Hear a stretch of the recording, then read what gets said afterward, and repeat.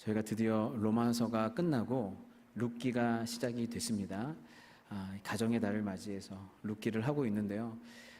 이 룻기는 엘리멜렉이라고 하는 한 남성이 나오미와 함께 모압 지방으로 들어가는 것에서 시작이 됩니다. 엘리멜렉이라는 이름은 나의 하나님은 왕이시다.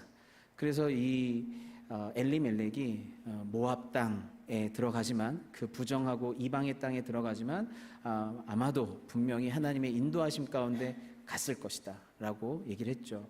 근데 인도하심 가운데 모압 땅으로 들어갔는데 엘리멜렉이 요절을 해요.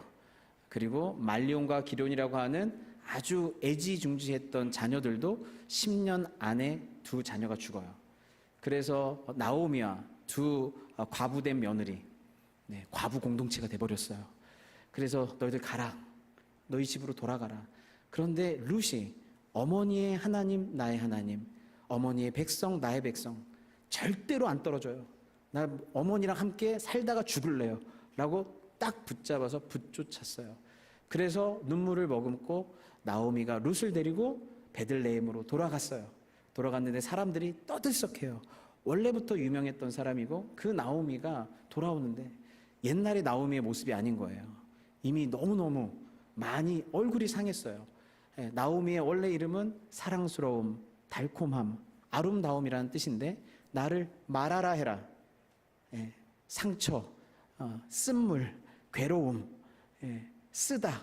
내 인생이 이렇게 괴롭고 쓴 인생을 살았다. 그래서 내가 이렇게 됐다라고 하면서 들어온 거예요. 그래서 저희가 지난주에 거기까지 했는데 몇몇 분들이 룻기를 다 하는 줄 알고 40분이 지나도 아직 보아스가 안 나와서 오늘 2시간 하려나 목사님께서 두려우셨다는 얘기가 있었어요.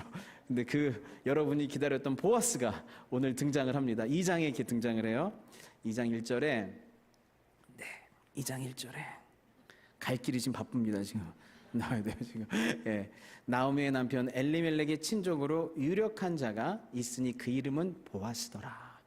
여러분, 그 보아스 이름이 중요하다고 그랬죠. 룻기에서는 보아스가 여러분, 보아스라는 얘기를 들었을 때 뭐가 생각나요? 뭐가 하나 떠올려져야 되는데 야긴과 보아스. 야긴과 보아스인데요. 야긴과 보아스는 솔로몬 성전의 두 기둥이었어요. 그래서 야긴, 보아스. 야긴, 그가 세우신다. 보아스, 그에게 능력이 있다란 뜻이에요. 그에게 능력이 있고 능력이 있는 그분이 세우신다. 그게 솔로몬 성전의 두 기둥이에요. 여러분, 하나님의 교회, 하나님의 백성은 하나님이 세우시는 줄 믿습니다. 그가 세우시고 그가 능력이 있어요.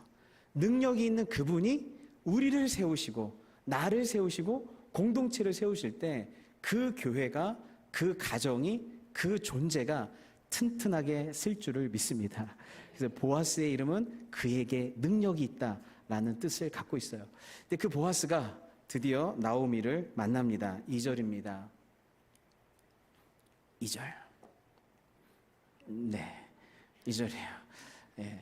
모압 여인 룻이 나오미에게 이르되 원하건대 내가 밭으로 가서 내가 누구에게 은혜를 입으면 그를 따라서 이삭을 주겠나이다 하니 나오미가 그에게 이르되 내 따라 갈지어다.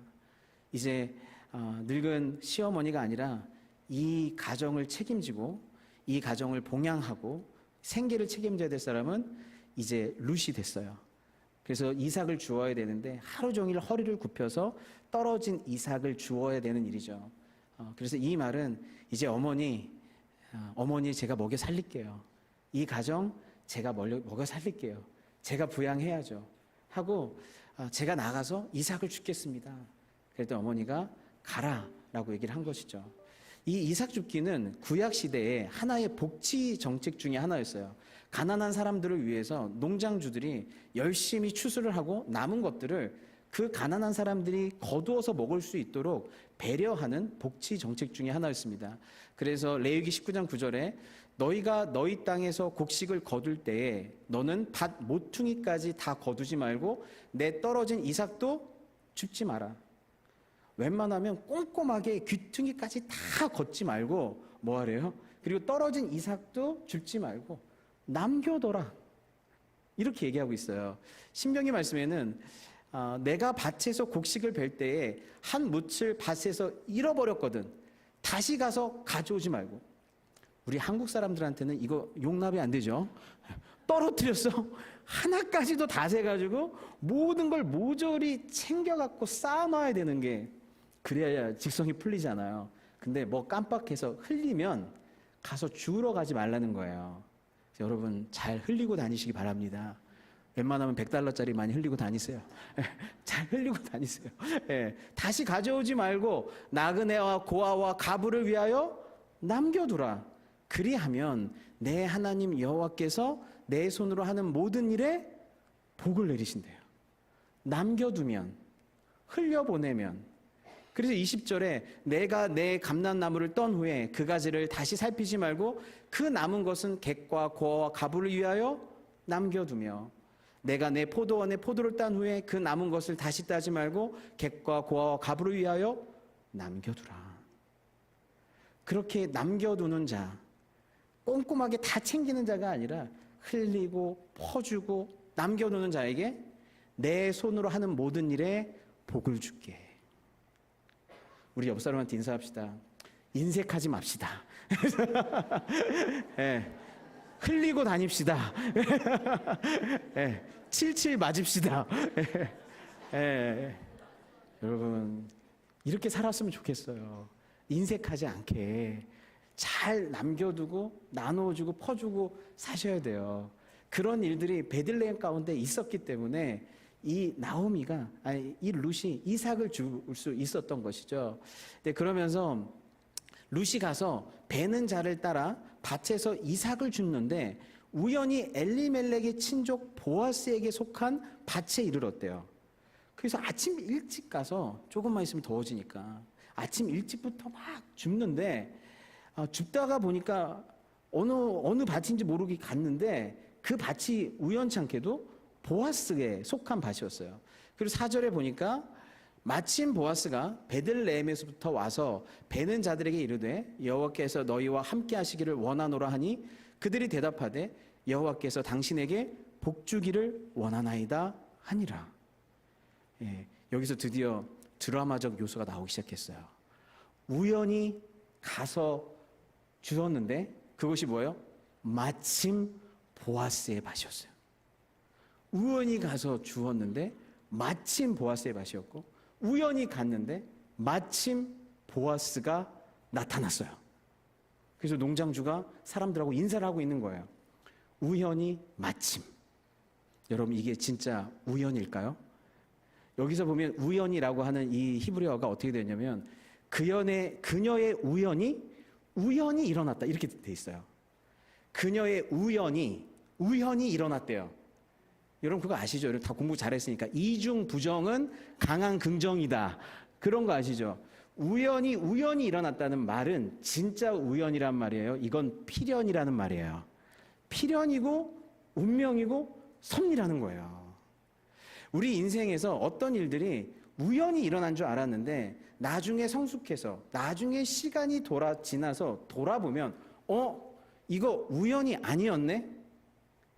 우리 만남은 우연이 아니야. 우리 여러분 그렇게 만나셨죠? 우연인지 알았는데 생각해 보니까 필연이었고 운명이었고 하나님의 섭리였죠. 마귀 역사 아니었어요. 하나님의 섭리였단 말이에요. 돌아보면 우리 인생에서 또 그런 우리가 미국에 와 있는 거 우연 같죠. 그런데 돌아보면 미국에 올 수밖에 없는 어떤 필연들이 작용하고 있는 거예요. 여러분 우리가 세상을 살면 이 모든 세상이 우연에 의해서 우발적으로 돌아가는 것 같아요.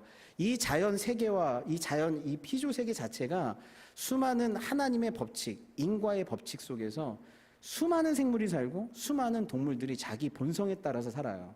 그 종이 얼마인지도 몰라요.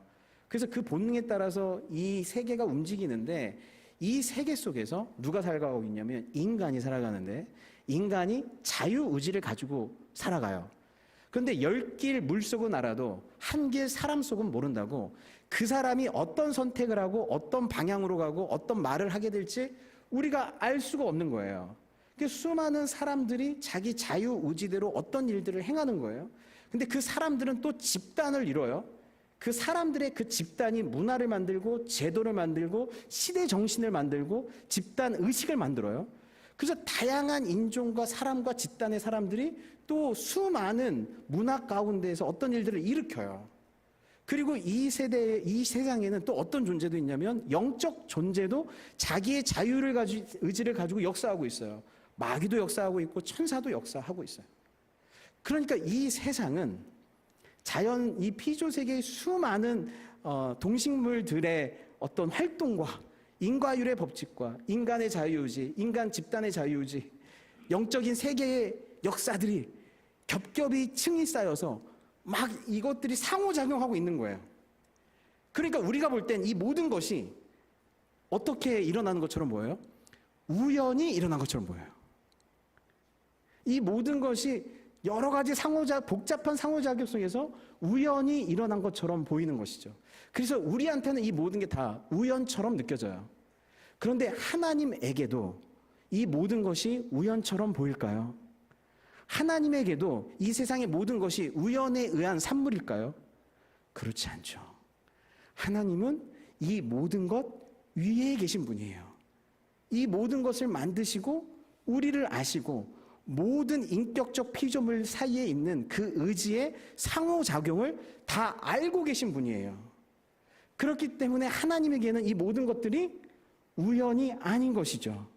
그리고 가장 중요한 건 인간의 의지도 있고 인간 집단의 의지도 있고 영적 세계의 의지도 있지만 가장 강력한 의지가 있어요. 그게 뭐예요? 하나님의 의지예요. 하나님의 의지. 하나님은 의지를 가질 수밖에 없어요. 왜요? 계획과 목적을 가지고 세상을 통치하시는 분이기 때문에. 하나님 그 어떤 것도 계획 없이 움직이시는 분이 아니기 때문에 하나님의 순수한 의지, 선한 의지가 이 세상 가운데 적용되고 있어요. 그래서 나의 의지와 하나님의 의지와 마귀의 의지와 이 세상의 의지들이 함께 싸울 때 어떤 의지가 승리할까요? 어떤 의지가 가장 순수하고 강력할까요? 하나님의 의지예요. 하나님의 의지예요. 근데 놀라운 건 뭔지 아세요?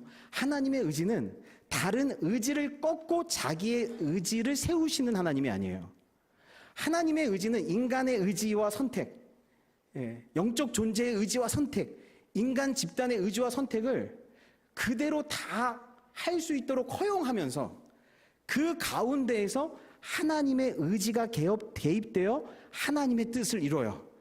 이걸 전문 용어로 하나님의 섭리라고 그래요. 하나님의 섭리. 우리의 의지를 꺾지 않아요. 보아스한테 하나님이 꿈에 나타나서 밭으로 가라. 7시에 가라. 룻에게 지금 당장 일어나서 남서쪽에 있는 어떤 밭으로 가라. 남자를 만나리니. 그렇게 안 하셨어요. 그렇게 안 했어요. 룻도 배고파서 나왔고 자기 의지를 가지고, 보아스도 자기 땅을 돌아보려고 그때의 자기 의지를 가지고 선택해서 나온 거예요. 근데 그 둘의 자유의지가 어떻게 움직이는지 하나님이 그 위에서 다 보고 계시고, 그 둘이 그때 딱 만날 수 있도록 하나님이 그들의 의지를 꺾지 않고 하나님의 의지가 자연스럽게 작동된 줄 믿습니다.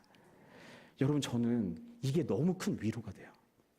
하나님의 의지가 있다는 거, 하나님의 의지가 내 삶에 관여하고 있다는 것, 내가 하나님의 섭리 가운데 있다는 거. 왜냐면요, 내 의지가 너무 불순할 때가 많아요. 그리고 내 의지의 선택이 잘못된 선택을 할 때가 너무너무 많아요. 내 의지가 때에 안 맞는 행동을 할 때도 너무너무 많아요. 그리고 나는 어떤 결정을 할 때 뭔가를 다 보고 결정할 수가 없어요. 한 부분을 가지고 결정할 때도 많고, 상처 때문에 결정할 때도 많고, 내 의지의 선택이, 여러분 그거 아세요? 인간이 가장 외로운 순간? 뭘 선택하는 순간이에요. 옛날에는 부모가 다 정해주고, 새아이가 다 정해주고, 남편도 다 정해줬어요. 이젠 내가 선택해야 되잖아요. 그러니까 그 선택하는 그 순간이 뭐예요? 얼마나 외로워요. 근데 내 삶에 부족한 결정을 할지라도, 연약한 결정을 할지라도, 다 모르고 어떤 어리석은 결정을 할지라도 섭리가 있다네. 내 인생에 하나님의 의지가 개입돼요. 좌로 가도 우로 가도 하나님께서 하나님의 의지로 내 인생을 인도하실 거라는 그 하나님의 의지의 개입이 저에게 평안을 주는 줄 믿습니다. 예, 하나님이 역사하시는구나. 하나님이 역사하시는구나. 이유가 있나 보다. 라고 가는 거예요. 이게 우리에게 평안을 주는 거예요. 예, 다시 이제 남자 여자 얘기로 또 넘어가겠습니다. 예, 우연히 마침 이건 대단한 얘기죠. 예, 그리고 나서 보아스가 베는 자들을 거느린 사원에게 이르되 이는 누구의 소녀냐? 룻을 처음으로 봤어요. 예, 누구의 소녀? 베는 자가 거느린 사원이 대답하여 이르되 이는 나오미와 함께 모압 지방에서 돌아온 모압 소녀인데 그의 말이 나로 베는 자를 따라 단사에서 이삭을 줍게 하소서 하였고 아침부터 와서는 잠시 집에서 순 외에 지금까지 계속 하는 중입니다. 여러분, 보아스가 처음 룻을 봤는데 룻의 어떤 모습을 봤을까요? 그 메이크업 한 모습을 봤나요? 옷을 잘 차려입은 모습을 봤나요? 향기 나는 모습을 봤나요? 아니요. 어떤 시커먼 여인이 허리를 굽히고 그냥 눈이 거의 돌아가가지고 하나라도 내가 더 줘야겠다. 그냥 악착같이 아침부터 와서 그걸 줍고 땀을 뻘뻘 흘리는 그렇게 굽은 여인을 처음 본 거예요. 근데 놀라운 건 이 보아스가 룻의 그 모습을 보고 거의 사랑에 빠져요. 이상하신 분이에요. 이 보아스가 뭐라고 그러냐면요. 룻에게 이르되 내 딸아 들으라 이래요. 처음 얘기하는데 내 딸아. 그 당시에 내 딸아 이 얘기는 뭐냐면 굉장히 친밀감의 표현이면서 나이 차이가 많이 날 때 내 딸아 그래요. 그러니까 이 룻하고 보아스가 나이 차이가 좀 있는 거예요. 내 딸아 들으라 이삭을 주우러 다른 밭으로 가지 말며 여기서 떠나지 말고 나의 소녀들과 함께 있으라. 이제 여기저기 가서 굽신굽신 하지 마. 그냥 여기 있어. 그리고 그들이 베는 밭을 보고 그들을 따르라. 내가 그 소년들에게 명령하여 너를 건드리지 말라. 네가 혼자 있다고 힘이 없다고 이방인이라고 함부로도 하지도 않고 여러 가지로 건드리지도 않게 보호해 주는 거예요. 그리고 목이 마르거든 그릇에 가서 소년들이 길어온 것을 마실지니라. 물 길어오는 소년들이 있는데 그 물은 누구만 마시는 거예요? 추수하는 일꾼들이 마시는 건데 그것도 너 마셔. 마시면서 해. 이런 거예요. 근데 이거는 그냥 연민에서 나오는 환대가 아닌 거예요. 연민에서 나오는 환대가. 이건 정말 이상할 정도로 그거 아시죠? 우리가 많이 드라마에서 봤잖아요. 재벌 회장이 어떤 가난한 여인에게 어딘가 포인트에 꽂혀가지고 자기 능력을 확 보여주는 약간 파리의 여인 그런 비슷한 거예요. 지금 이런 게. 예, 거의 약간 이 시대의 신데렐라 그 비슷한 거거든요. 그러니까 이 룻이 엎드려 얼굴을 땅에 대고 절하며 그에게 이르되 나는 이방 여인이거늘 당신이 어찌하여 내게 은혜를 베푸시며 나를 돌보시나이까. 저한테는 그럴 만한 사람이 아닌데 당신이 어찌하여 내게 은혜를 베푸시며. 이게 헬라어 원문으로 보면 어떻게 되냐면 나는 당신의 눈에서 은총을 보았나이다 이런 뜻이에요. 나를 돌보셨고 나를 위로하셨는데 당신의 눈에서 뭘 봤다? 은총을 발견했습니다. 그러니까 호의 자체가 아니라 그 호의를 베푼 그 남자의 눈을 본 거예요. 눈을. 저처럼 뜨면 아무도 못 꼬셔요. 눈이 이게 예사 눈이 아닌 거예요. 이 눈빛이 정말 이게 뭘까? 가난한 여인에게 국어를 이렇게 긍휼을 베푸는 그런 눈빛이 아니라 자기에게 애정 어린 호의를 베푸는 그 눈빛을 발견하고 제가 뭐라고 이런 눈빛으로 저를 바라보십니까라고 얘기를 하고 있는 것입니다. 예. 그래서 저 오늘 그 설교의 이제 핵심 그 방향 중에 하나가 뭐냐면 보아스가 어떻게 그런 눈빛을 할 수 있었을까?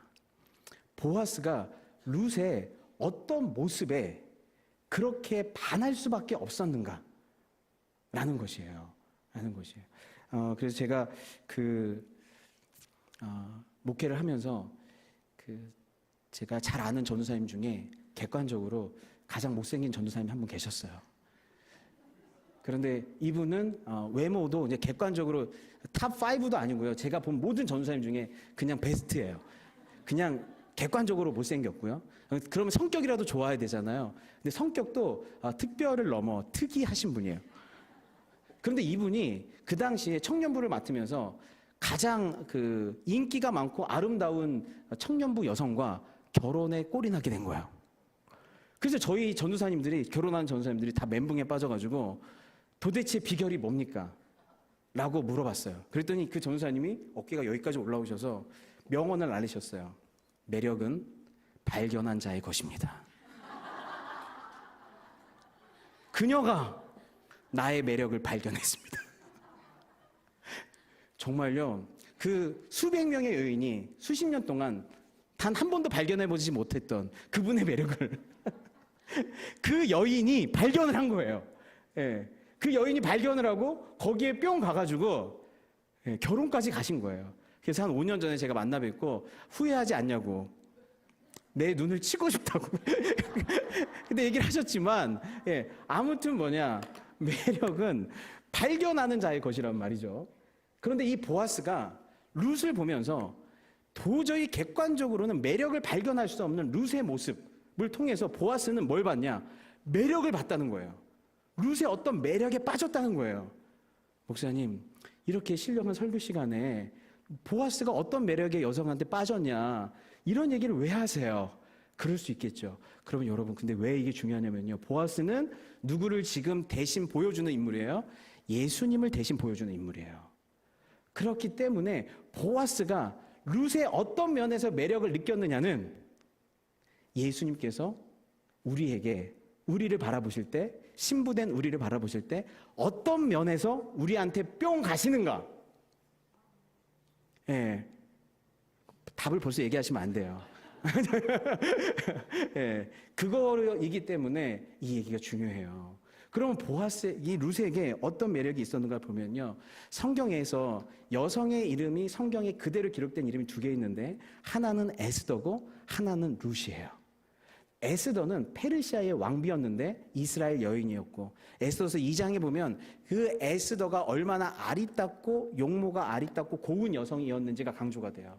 근데 룻기에는 단 한 줄도 룻이 얼마나 외적으로 아름다웠는지가 강조가 되지 않아요.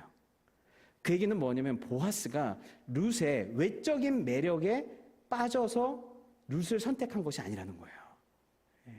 그리고 오히려 어떤 모습을 보여주냐면 룻이 얼마나 열심히 성실히 부지런하게 살았는가, 얼마나 책임을 다하며 살았는가에 초점이 있어요.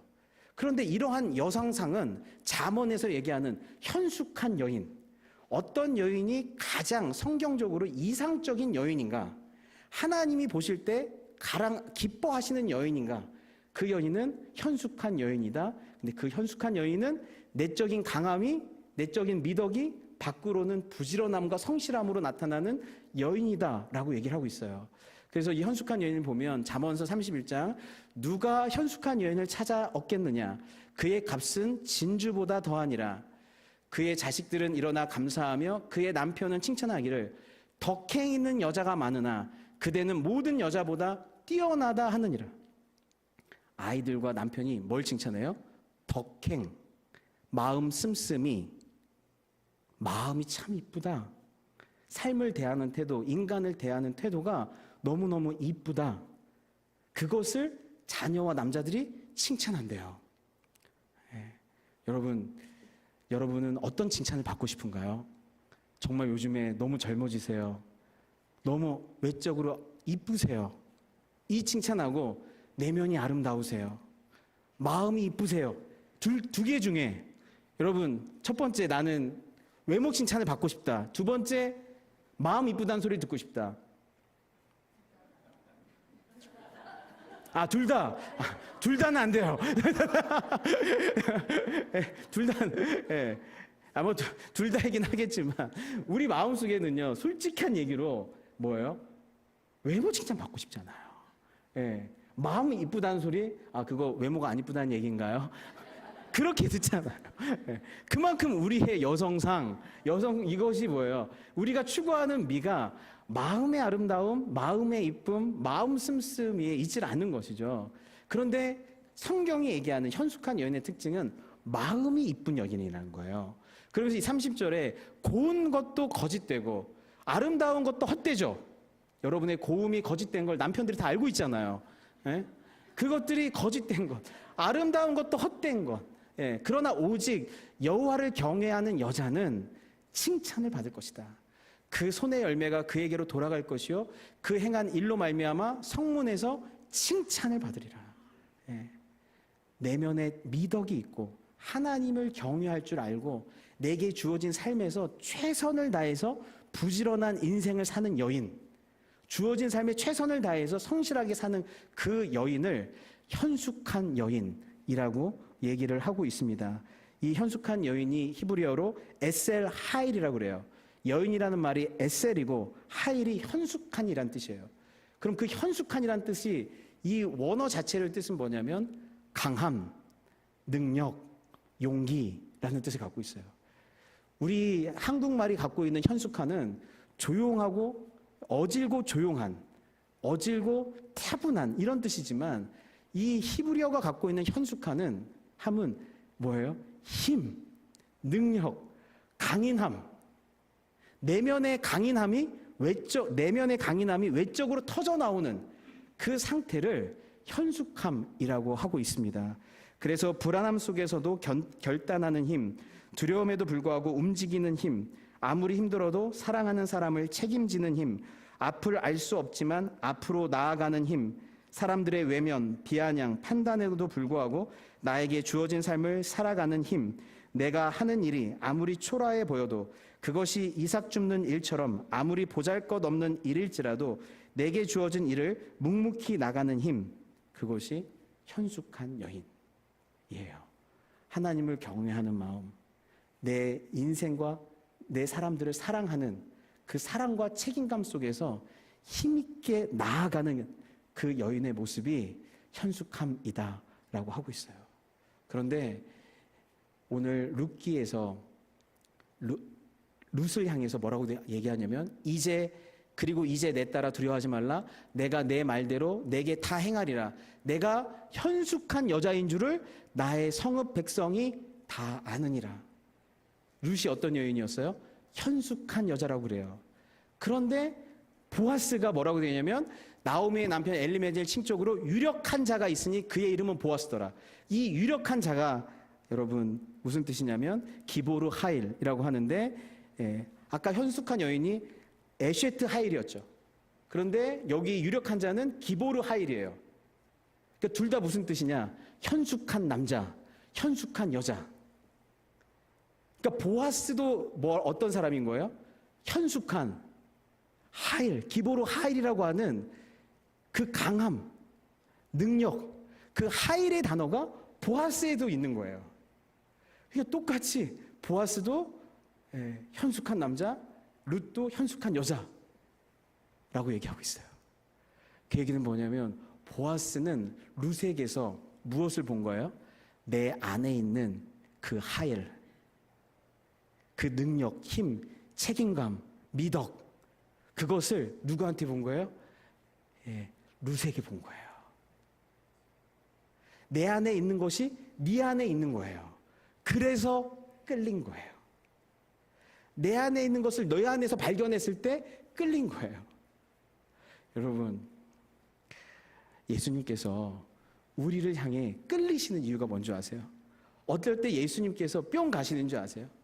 예수님 안에 있는 게 우리 안에 있을 때예요. 예수님 안에 있는 하나님을 향한 사랑이 우리 안에 있을 때예요. 예수님 안에 있는 하나님을 향한 경외감이 우리 안에 있을 때예요. 예수님 안에 있는 영혼을 향한 사랑과 교회를 향한 사랑이 우리 안에 있을 때 나에게 있는 것이 너에게도 있구나. 예수님 안에 있는 성령의 열매가 우리 안에도 맺혀 있을 때 주님께서 그것을 보고 매력을 느끼시고 끌리시고 기뻐하시는 거예요. 보아스가 자기 안에 있는 그 하일, 현숙함을 그 여인에게서 봤을 때 거기에서 감동을 느끼고 끌렸던 것처럼 우리 가운데 주님의 형상을 이루고 주님의 것들이 있을 때 주님께서 우리에게 시선을 못 대는 줄 믿습니다. 그렇게 되는 거예요. 그리고 나서 이제 이제 여러분 다 끝났는데요. 11절에 보아스가 그에게 대답하여 이르되 내 남편이 죽은 후로 내가 시어머니에게 행한 모든 것과 내 부모와 고국을 떠나기 전에 알지 못하던 백성에게로 온 일이 내게 분명히 알려졌다. 그러면서 12절에 다 같이 읽겠습니다. 시작.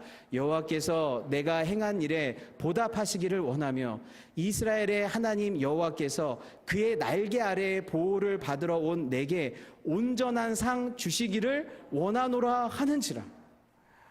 여러분 세상에 이렇게 아름다운 말이 있어요. 예. 과부가 되어 어머니 따라 온 거의 완전히 가난한 그 여인을 향해서 여호와께서 그의 날개 아래에 보호받으러 온 내게 온전한 상 주시기를 원한다. 너는 주님의 날개 아래로 피하러 왔는데 너에게 온전한 상 주시기를 원한다는 거예요. 이 말은 그냥 그렇게 비는 정도가 아니라 내가 너의 날개가 되어줬으면 좋겠다. 내가 너를 보호하고 돌보는 그 날개였으면 좋겠고 내가 너한테 그 온전한 상급이었으면 좋겠다. 라는 마음까지 전달한 거예요. 내가 주님의 날개가 되어줄게. 너를 품어주고 네가 마음껏 날아오를 수 있는 그런 날개가 되어줄게. 그리고 내가 네 인생의 가장 온전한 상이 되어줄게. 여러분 이렇게 거의 프로포즈 아니에요? 어떻게 이렇게까지 할 수 있죠? 주님께서 큐피트 화살을 쏘신 건가요? 한 번 봤는데 어떻게 이렇게 천상의 고백을 할 수가 있어요? 그래서 룻이 한 번도 받아보지 않는 하지만 가장 감동적인 내 인생이 처량하다가 아니라 주님의 날개 그늘 아래로 피했다라는 그 말을 듣고 뭐라고 얘기하냐면 룻이 이르되 내 주여 내가 당신께 은혜 입기를 원하나이다. 나는 당신의 하녀 중에 하나도 갖지 못하오나 당신이 이 하녀를 위로하시고 마음을 기쁘게 하는 말씀을 하셨나이다. 당신께 은혜 입기를 지금 당신의 눈에서 은총을 발견했는데 계속적으로 당신의 눈에서 은총을 보고 싶습니다. 잠깐 그랬다가 콩깍지 벗겨지면 그게 아니라요. 계속 이렇게 저를 바라봐 주세요. 계속 이 은총의 눈으로 사랑의 눈으로 그렇게 저를 바라봐 주세요. 그렇게 얘기를 하고 있는 거예요. 그렇다고 하면 이 보아스가 도대체 무엇 때문에 이토록 이 여인에게 빠져버릴 수밖에 없었을까? 그 이유가 여러분 어디에 나오냐면요. 마태복음에 나와요. 다 같이 읽겠습니다. 시작. 살몬은 라합에게서 보아스를 낳고 보아스는 룻에게서 오벳을 낳고 오벳은 이새를 낳고 이새는 다윗 왕을 낳으니라. 다윗은 우리아의 아내에게서 솔로몬을 낳고. 여러분 보아스의 어머니가 누구예요? 라합이에요. 라합이 누구죠? 이방 여인, 가나안 이방 여인, 그리고 기생. 그 여인이 정탐꾼을 숨겨줌으로 가나안의 신들을 다 버리고 당신들의 하나님을 나의 하나님, 그리고 내가 당신의 백성이 되겠다라고 했던 그 라합.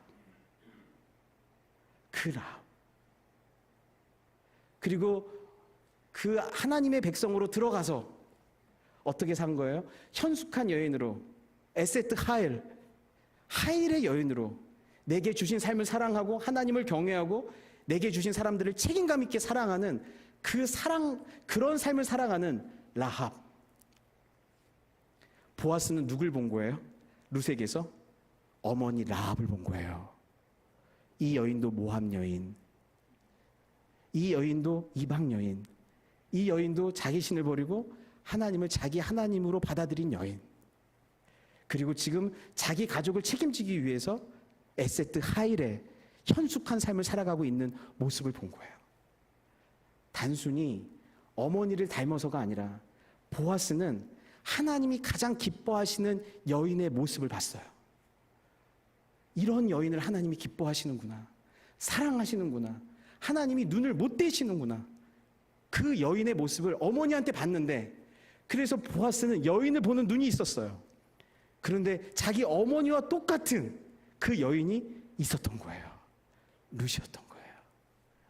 그래서 주님께서 그 보아스가 눈을 떼지 못하고 자기의 모든 사랑을 쏟아붓게 된 줄을 믿습니다. 여러분, 주님께서 여러분을 뿅간 눈으로, 사랑의 눈으로 바라보고 계세요. 왠지 아세요? 보아스의 눈으로 나를 바라보고 계세요. 왠지 아세요? 여러분 안에 예수님의 생명이 있잖아요. 예수님의 피가 있잖아요. 성령께서 거하시잖아요. 그리고 주님이 사랑하는 자들의 모습이 여러분 가운데 있잖아요. 주님, 제 안에 주님께서 기뻐하시는 그 모든 모습들이 더 많이 나타나기를 원합니다. 라고 사모하여 저와 여러분이 주님의 신부로서 주님이 나를 사랑하지 않을 수 없는 그런 존재로 저와 여러분이 나아가시기를 바라겠습니다. 기도하겠습니다.